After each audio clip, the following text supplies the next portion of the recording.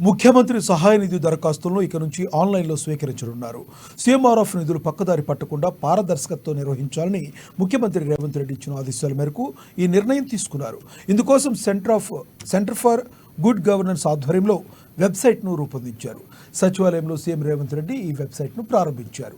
గత ప్రభుత్వ హయాంలో సీఎంఆర్ఎఫ్ నిధులు పక్కదారి పట్టిన నేపథ్యంలో ఈ విధానాన్ని రూపొందించారు. ఇక ముందు ముఖ్యమంత్రి సహాయ నిధి దరఖాస్తులను ఈ వెబ్సైట్లో అప్లోడ్ చేయాల్సి ఉంటుంది.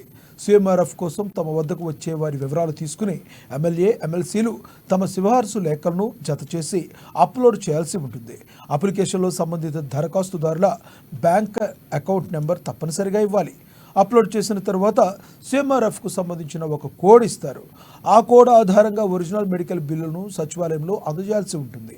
ఆన్లైన్ ద్వారా అప్లికేషన్స్ను సంబంధిత ఆసుపత్రులకు పంపించి నిర్ధారించుకుంటారు. అన్ని వివరాలు సరిగ్గా ఉంటే సీఎంఆర్ఎఫ్ అప్లికేషన్ను ఆమోదించి చెక్ను సిద్ధం చేస్తారు.